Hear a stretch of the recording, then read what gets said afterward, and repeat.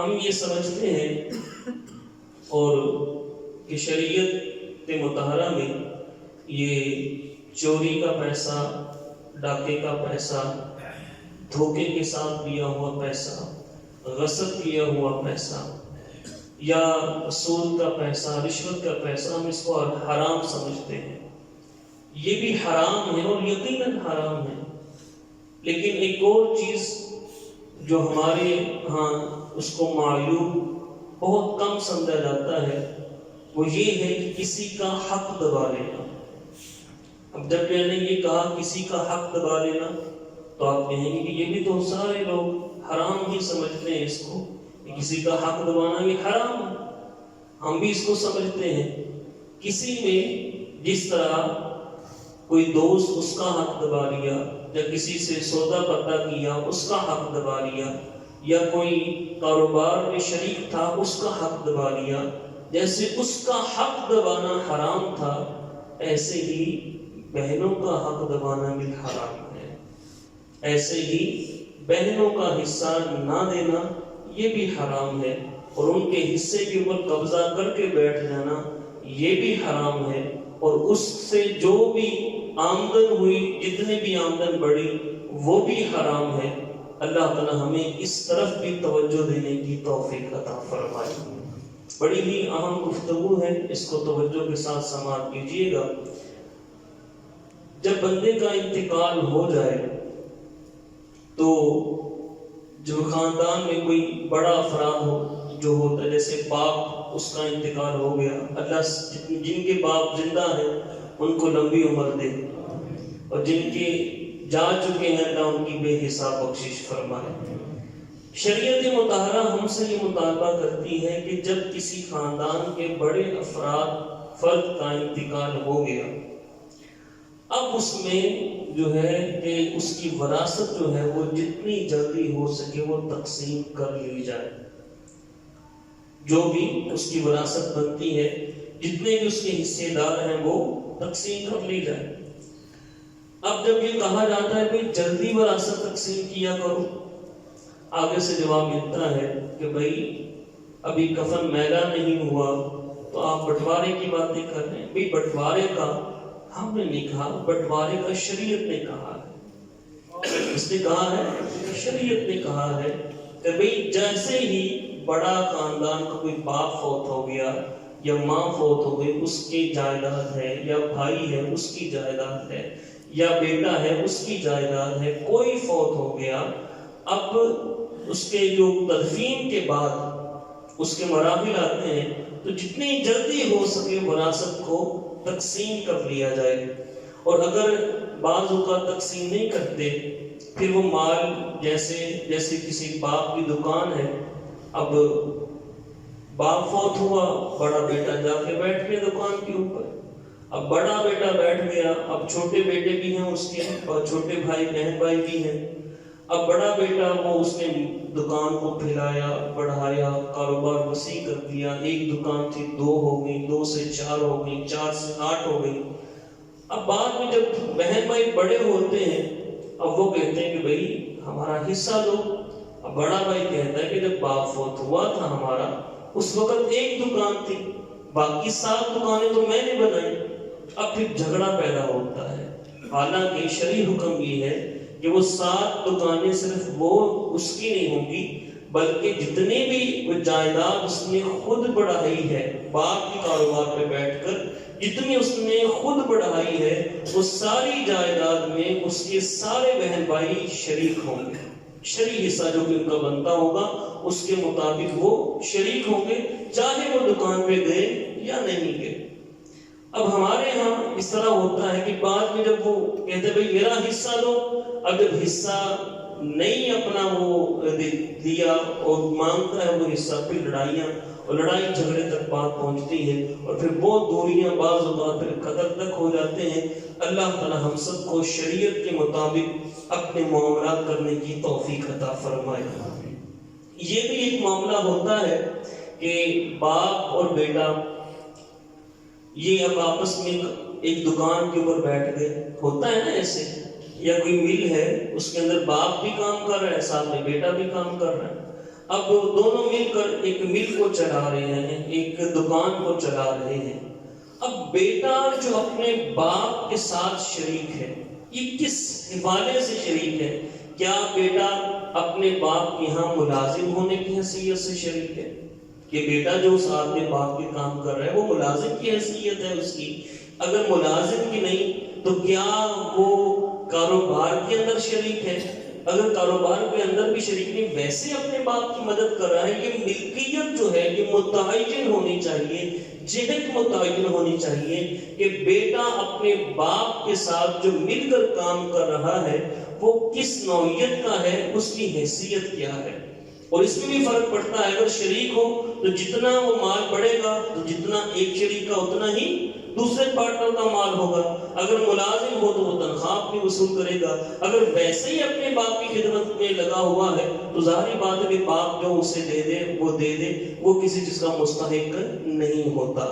تو اب یہ ایک اگر اکٹھے کام کر رہے ہیں باپ اور بیٹا تو اس میں دونوں کی جہت متعین ہونی چاہیے کہ بیٹا تو میرے ساتھ جو کام کر رہا ہے کہ تو میرے ساتھ پارٹنر کے طور پر ہے، شریک کے طور پر ہے، تو میرے ساتھ ملازم کے طور پہ ہے، یا تو میرے ساتھ ویسے میری مدد کرے، تیرا خرچہ میں اٹھا لوں گا۔ بس یہ جہت جو ہے وہ متعین ہونی چاہیے۔ اچھا، دوسرا، پھر باپ کا انتقال ہوا، بڑا بیٹا بیٹھ گیا دکان کے اوپر یا کاروبار، اب بٹوارا نہیں کیا۔ اب بڑے بیٹے کی کیا ملکیت ہے، چھوٹے کے حصے میں کیا ہے، بہنوں کے حصے میں کیا ہے، چھوٹی بہن کے حصے میں کیا ہے، بٹوارا نہیں کیا۔ اب ایسے وہ مال بڑھتا بڑھتا بڑھتا بڑھتا اور وہ بڑا، اب کیا ہوا، وہ جب چھوٹے بڑے ہوئے وہ کہنے لگے ہمارا مال دو، وہ کہیں گے یہ تو بھی تمہاری ایک دکان تھی، ایک دکان میری، تو نے تو میری دکان سے 7 دکانیں بنا لی، اس سارے میں میرا حصہ ہوگا۔ تو ملکیت جو ہے یہ متعین ہونی چاہیے کہ بڑا بیٹا اس کی ملکیت میں کیا ہے، چھوٹے بیٹے کی ملکیت میں کیا ہے، اور بیٹیوں کو اگر کچھ دیا ہے ان کی ملکیت میں کیا ہے، اور میری ملکیت میں کیا ہے۔ یہ ملکیت جو ہے، مالک کون کون کس چیز کا مالک ہے، یہ متعین ہونا چاہیے۔ یہ یاد رکھیے گا، یہ کہنا نا کہ میرا حصہ کون سا ہے، یہ پوچھنا ہم اس کو معیوب سمجھتے ہیں۔ یہ معیوب ہرگز نہیں ہے، بالکل معیوب نہیں ہے، یہ عیب والا نہیں ہے، یہ اچھی بات ہے۔ پوچھ لینا چاہیے کہ میرا حصہ کون سا ہے، باپ سے نہیں بھائی سے۔ باپ تو باپ ہے نا، وہ تو مالک ہے۔ بھائی بٹوارا ہو گیا نا، یعنی بٹوارے سے پہلے وہ اگر بچہ تو بھائی اپنے بھائی سے پوچھتا ہے کہ میرے حصے میں کیا ہے، وہ پوچھ لینا چاہیے، اس کی ملکیت اس کو پتہ ہونا چاہیے۔ یہ مکان میرے حصے میں ہے، یہ دکان میرے حصے میں ہے، یہ چیز میرے حصے میں ہے، یہ میری بہن کا حصہ ہے، یہ میری بیٹی کا حصہ ہے۔ یہ ملکیت جو ہے یہ متعین ہونی چاہیے اور پوچھ لینا چاہیے۔ یہ حدیث پاک میں آتا ہے تعاشروا کالاخوان، آپس میں بھائی بھائی بن کے رہو۔ کیا بن کے رہو؟ بولیے، آپس میں بھائی بھائی بن کے رہو۔ تعاملوا کالاجانب، لیکن جب معاملات ایک دوسرے کے ساتھ کرو تو وہ اجنبیوں کی طرح کرو۔ اب اجنبی کے ساتھ ہم لین دین کریں گے، وہ ہم سے پوچھے گا نہیں مجھے تم کیا چیز دو گے، پوچھے گا نا وہ کہ تم مجھ سے کتنے پیسے دو گے، مجھے کیا چیز دو گے۔ فرمایا جیسے اجنبیوں کے ساتھ تم لین دین کرتے ہو، جیسے اجنبیوں کے ساتھ تم اپنے معاملات کرتے ہو، ایسے ہی اپنے بہن بھائیوں کے ساتھ کرو۔ اور یہ کوئی عیب نہیں، بالکل عیب نہیں۔ ہاں جب ملکیت متعین ہو جائے کہ یہ میری ہے، اب وہ کہتے ہیں ہاں بھائی میری طرف سے اجازت ہے تو اس کو استعمال کر۔ ملکیت متعین ہونی چاہیے۔ اب ہوتا کیا ہے، باپ نے مکان بنانا شروع کیا، میں مثال دے رہا ہوں آپ کو، مکان بنانا شروع کیا، مکان بناتے بناتے پیسے باپ کے پاس ختم ہو گئے۔ بڑا بیٹا کہتا ہے باجی مجھ سے لے لیں آپ۔ اب بڑے بیٹے نے یا کوئی بھی بیٹی ہے اس نے پیسے دے دیے۔ اب پیسے دے دیے، بعد میں جب باپ کا انتقال ہوا، مکان کے بٹوارے کی بات آئی۔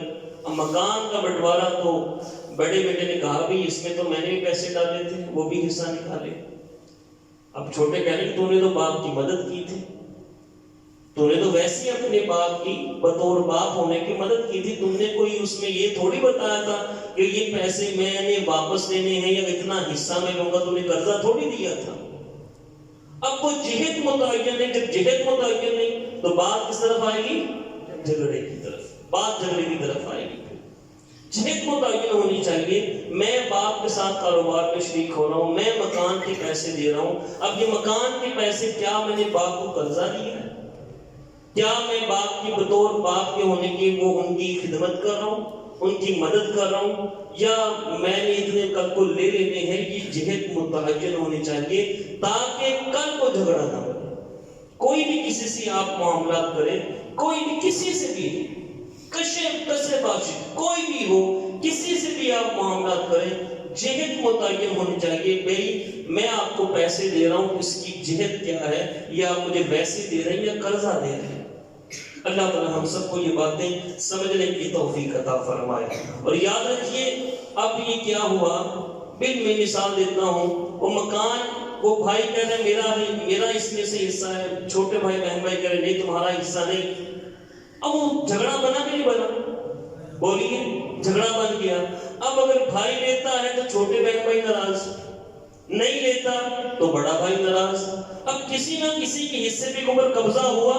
اب قبضہ کر کے بیٹھ گئے تو مال کون سا ہوا؟ بولیے, حرام مال ہوا.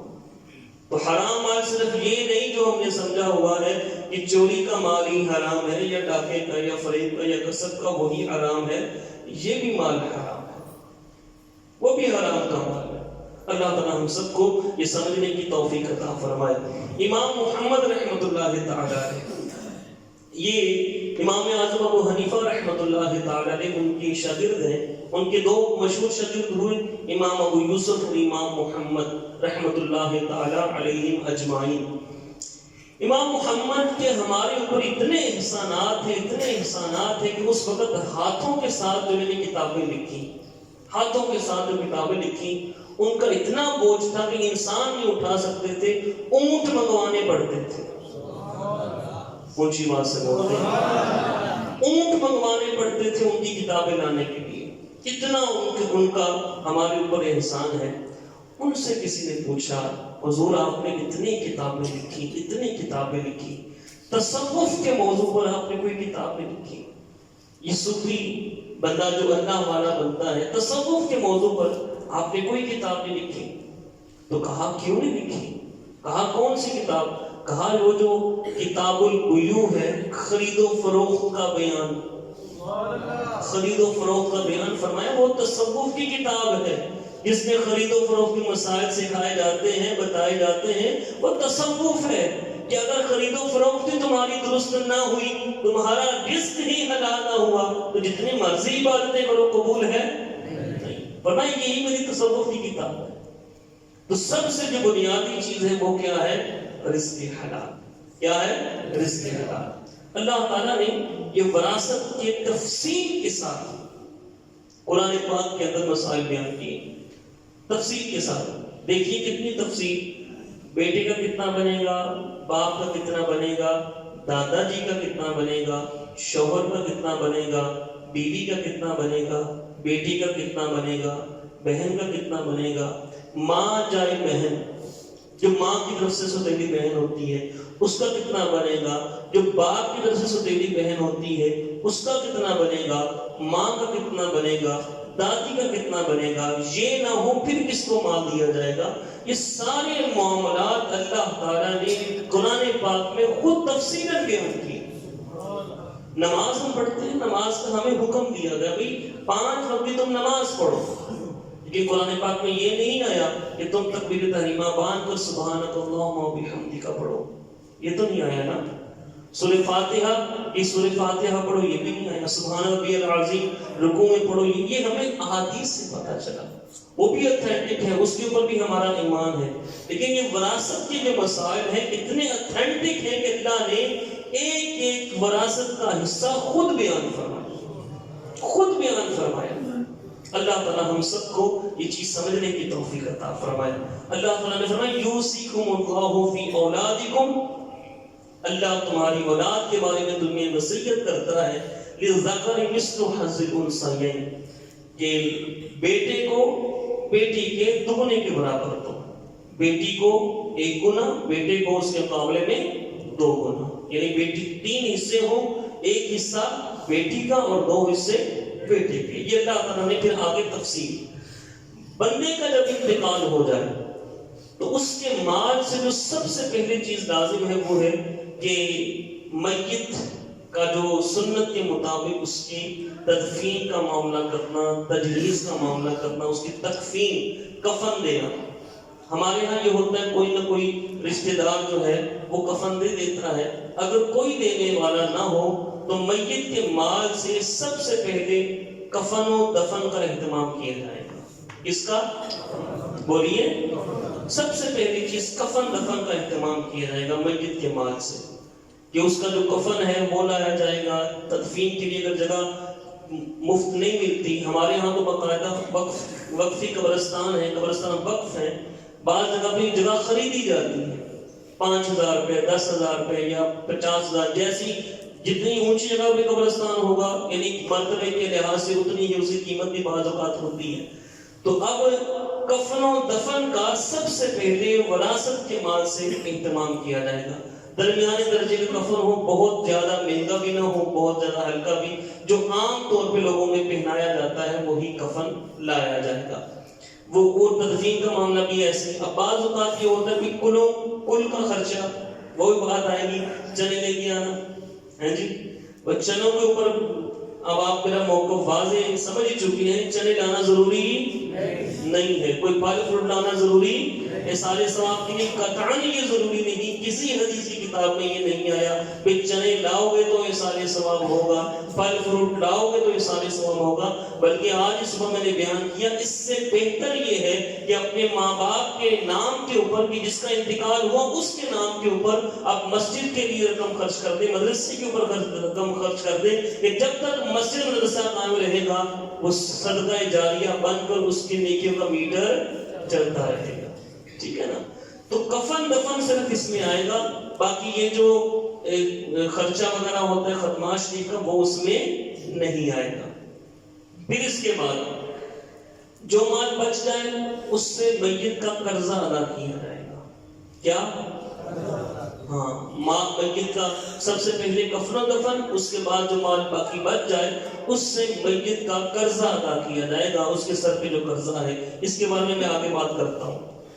پھر بیوی کا اگر حق مہر نہیں دیا تھا، عموماً ہوتا ہے نا زیادہ حق مہر باندھ دیا، تو اب وہ شوہر نے ساری زندگی نہیں دیا، اب شوہر فوت ہوا تو جو حق مہر ہے وہ بھی اس قرضے میں ہی شمار ہوگا۔ تیسری چیز، پہلی چیز کیا ہے؟ کفن و دفن، دوسری چیز کیا ہے؟ قرضہ ادا کیا جائے گا، تیسری چیز کہ اگر اس نے کوئی وصیت کی ہے، کوئی وصیت کی کسی کے لیے، اس کے بارے میں تفصیل میں آپ کو عرض کرتا ہوں انشاءاللہ، کوئی وصیت کی ہے کسی کے لیے تو تیسری چیز جو ہے وہ وصیت تہائی مال سے پوری کی جائے گی۔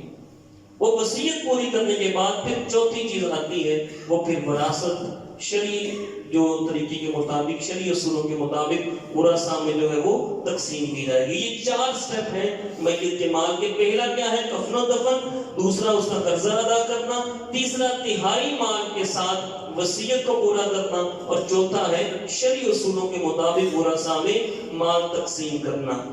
اب آئیے، کفن و دفن کے حوالے سے آپ سن چکے، دوسرا کیا تھا؟ بولیے، قرضہ ادا کرنا۔ میت کا قرضہ ادا کرنا یہ انتہائی اہم چیز ہے۔ ایک حدیث پاک سماعت کیجیے گا، سیدنا جابر رضی اللہ عنہ فوت ہو گئے، فرماتے ہیں کہ ایک آدمی کا انتقال ہو گیا، تو حضور سے عرض کی، حضور آئیے جنازہ پڑھائیے۔ حضور تھوڑے قدم چلے، رک گئے، فرمایا اس کے اوپر قرضہ تھا؟ ایک نے کہا جی حضور اس کے اوپر 2 دینار قرضہ ہے، اس کے اوپر 2 دینار قرضہ ہے۔ فرمایا جب تک اس کا قرضہ کوئی اپنے ذمے نہیں لیتا یا اس کا قرضہ ادا نہیں کر دیا جاتا میں جنازہ نہیں پڑھاؤں گا۔ یہ کون فرما رہے ہیں؟ حضور علیہ الصلوۃ والسلام۔ فرمایا جب تک اس کا قرضہ ادا نہیں کر دیا جاتا یا اس کا قرضہ کوئی اپنے ذمے نہیں لیتا، میں اس کا جنازہ نہیں پڑھاؤں گا۔ سیدنا ابو قتادہ رضی اللہ تعالیٰ عنہ آپ نے عرض کیا رسول صلی اللہ علیہ وسلم میں اس کے جو 2 دینار قرضہ ہے میں اپنے ذمہ لیتا ہوں، میں وہ اس کی طرف سے ادا کر دوں گا۔ تب حضور نے نماز جنازہ پڑھائی۔ یہ قرضے کو ہم نے بہت ہلکا لیا ہوا ہمارے معاشرے میں، ہم سمجھتے بس پیسہ لیا ہے اب اس کو ہم نے ہڑپ کر جانا ہے۔ لیتے وقت ہمارا معاملہ کوئی اور ہوتا ہے، دینے کے وقت پتہ نہیں دل کو وہ حال پڑتا ہے کہ بھئی اب قرضہ نہیں ادا کر رہا ہوں۔ وہ اگلا بندہ چکر پہ چکر، اس کو بھی حاجت ہوتی ہے، اس نے ایک احسان کر کے، ایک مہربانی کر کے آپ کو اپنا بھائی سمجھ کے، دوست سمجھ کے دے دیا، اس نے آپ کا وقت نکال دیا، مشکل وقت ٹال دیا، اب اس کے اوپر بھی مشکل وقت آ سکتا ہے یا نہ بھی آئے، تب بھی جب وہ مانگے تو دینا تو چاہیے نا، دینا تو چاہیے کہ نہیں دینا چاہیے؟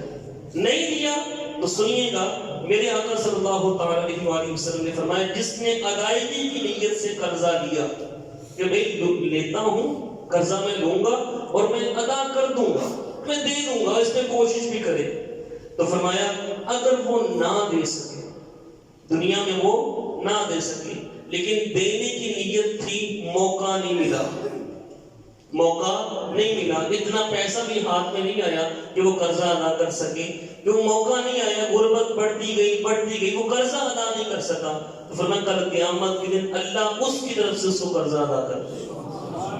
اور اگر دینے کی نیت نہیں تھی، بس لے لو، بس ہڑپ کر جاؤ، پڑھو تو ہڑپ کر جاؤ، قرضہ ادا کرنے کی نیت نہیں تھی، تو آپ حضور صلی اللہ علیہ وسلم نے ارشاد فرمایا کل قیامت کے دن پھر کیا ہوگا، اللہ اس بندے کی نیکیاں، جس نے قرضہ دبایا ہے نا، اس کی نیکیاں لے کر جس سے قرضہ لیا تھا اس کو دے گا، معاملہ پورا ہوا تو ٹھیک، نہیں پورا ہوا اس کے گناہ اٹھا کر اس کی ذمہ ڈال دیے جائیں۔ اور کتنے امام اہل سنت اعلیٰ حضرت امام احمد رضا خان رحمۃ اللہ تعالی علیہ، آپ سے کسی نے پوچھا کہ حضور آپ بتائیں اگر کوئی کسی کا قرضہ دباتا ہے اس کے بارے میں کیا حکم ہے؟ آپ نے فرمایا اگر اس حالت میں مارا، توجہ کیجئے گا، فرمایا اگر اس حالت میں مر گیا کہ قرض لوگوں کا اس پر باقی رہا، اس کی نیکیاں ان قرض خواہوں کے مطالبہ میں دی جائیں گی، اس کی نیکیاں، کس کی نیکیاں؟ جس نے قرضہ دبایا، دی جائیں گی۔ کس طرح دی جائیں گی؟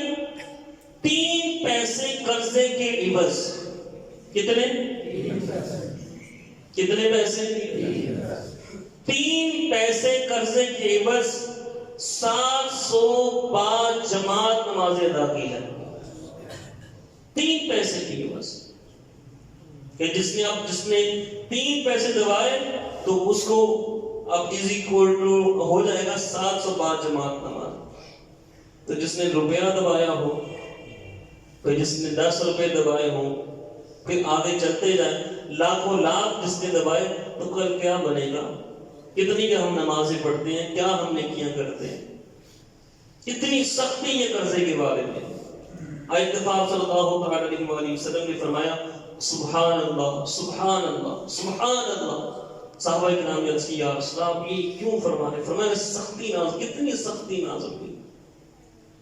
حضور نے ارشاد میں اس ذات کی قسم جس کے قبضہ قدرت میں محمد مصطفیٰ کی جان ہے، فرمایا اگر کوئی آدمی اللہ کی راہ میں قتل کیا جائے، پھر زندہ ہو، پھر شہید ہو، پھر زندہ ہو، پھر شہید ہو، پھر زندہ ہو، پھر شہید ہو، فرمایا اس وقت تک جنت میں وہ قدم نہیں رکھ سکے گا جب تک جس کا دینا ہے وہ دینا ہے۔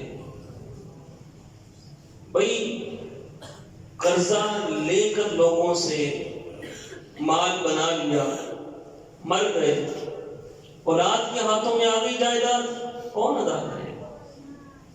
کون ادا کرے گا؟ بہت کم ہوتا ہے کہ اولاد وہ ادا کر دے، مگر عموماً یہ ہوتا ہے وہ کہہ دیتی ہے اولاد نہیں ابا جی نے لیا سی، پتہ نہیں ہوتا سچ بولن دے کہ جھوٹ بولن دے، ساڑھے گھنٹے ابا جی نے لیا سی، فراڈ بھی تو ہوتا ہے نا۔ ہاں جی، حاجی صاحب کہہ رہے ہیں کہ یہ بھی کہہ دیتے ہیں آپ میری قبر اتھو لے لو، اور ابا جی کس کے لیے کما کر گئے؟ بچوں کے لیے، اولاد کے لیے. اب اولاد کیا کریے، ابے دی قبر اتوں لے لو. اب وہ اولاد تو عیش کر رہی ہے نا باپ کے مال پر، جو باپ نے کما کر دیا، حرام کی حلال کی تمیز نہیں کی، قرضہ دبایا لوگوں کا، پلاٹ دبائے لوگوں کے، وہ کوئی چیز دبا لی اور بعد میں جناب دیتا ہوں دے دوں گا، نہیں دینا، لے بندہ لے کر کے مر گیا. اب وہ آگے تو اولاد کے ہاتھوں میں آ گئی. اب اولاد کے ہاتھوں میں آ گئی، اب اولاد عیش کر رہی ہے اور قبر میں باپ کو عذاب ہو رہا ہے. اور یہ میں نہیں کہہ رہا، حضور نے ارشاد فرمایا اس وقت تک وہ جنت میں قدم نہیں رکھ سکے گا جب تک اس کا دینا ہے وہ دینا ہے. اس لیے قرضے کے بارے میں سیریس ہو، جس سے دیا ہے جتنی جلدی ہو سکے اس کو دے. ہاں اگر وہ آپ کو مہلت دیتا ہے اچھی بات ہے، اس کے ساتھ بنا کر رکھیں، اور اگر وہ تھوڑی سختی کرے نہیں چاہیے جتنی جلدی ہو سکے اس کو دے. اللہ تعالیٰ ہم سب کو اس پر عمل کرنے کی توفیق عطا فرمائے. آپ صلی اللہ علیہ وآلہ وسلم نے ارشاد فرمایا کہ جو اس حال میں مرا کہ اس پر درہم یا دینار قرض تھے، روپیہ پیسہ یہ قرض تھا، تو اس قرض کو اس کی نیکیوں سے پورا کیا جائے گا. اور سوچ لیں ہم نیکیاں کتنی کرتے ہیں، جو ہماری نیکیاں ہم ان کو دے دیں گے. اللہ ہم سب کو یہ سمجھنے کی توفیق عطا فرمائے.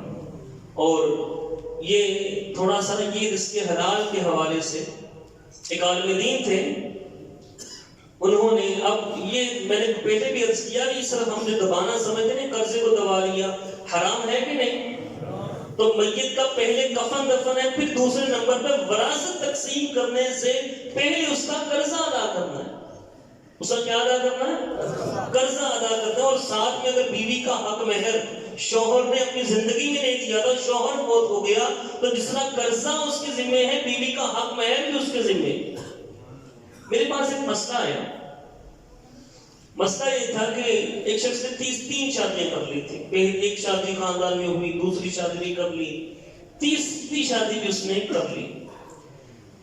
تیسری شادی کا جو حق مہر رکھا وہ رکھا اس نے، جہاں تک میری یادداشت ہے، 10 مرلے کا مکان لاہور کے اندر 10 مرلے کا مکان، 40 تولے زیور سونا اور 2 لاکھ روپیہ، یہ حق مہر رکھا. اور اس کو باقاعدہ لکھ دیا گیا یہ حق مہر، اور حق مہر معجل نہیں تھا، مؤجل تھا، یعنی جب بھی وہ ادا کر دے. اب وہ شوہر جو تھا وہ ایسے، اس کے 3 بچے بھی ہو گئے، 2 یا 3 بچے ہو گئے اس کے. اب ظاہری بات ہے سب سے بعد میں ایسی چھوٹی تھی سب سے، وہ اس نے اس کو الگ سے گھر میں رکھا ہوا تھا، خود کھاتا پیتا تھا، لیکن جو اس کی جائیداد تھی وہ اتنی نہیں تھی، لیکن کمائی اچھی وہ کر لیتا تھا. خود اس کی 3-4 لاکھ روپے اس کی آمدن تھی، گاڑی بھی اچھی رکھی ہوئی تھی، لیکن کوئی جائیداد اتنی اس کے اوپر نہیں، اس کے پاس نہیں تھی. اس نے یہی تھا کہ میں دے دوں گا. اب جب وہ مرا تو صرف اس کے نام 70 سے 80 لاکھ روپے کا ایک مکان تھا بس. اب پہلی بیوی وہ کہنے لگی میرا حصہ بنتا ہے، میرا بھی اس مکان میں سے حصہ. دوسری کہنے لگی میرا بھی اس میں سے حصہ.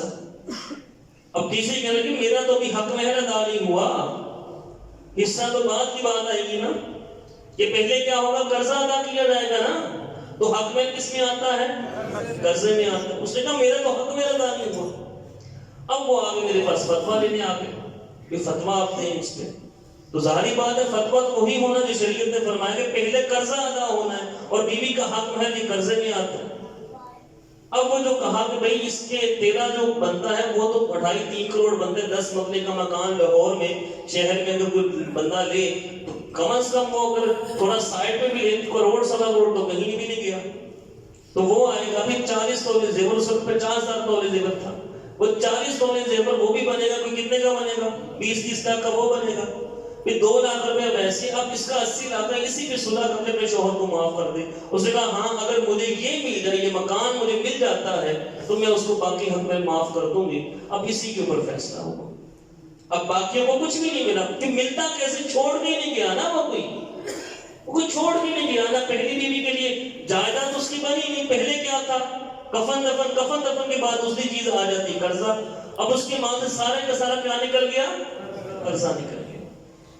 تو یہ چیز ہوتی ہے.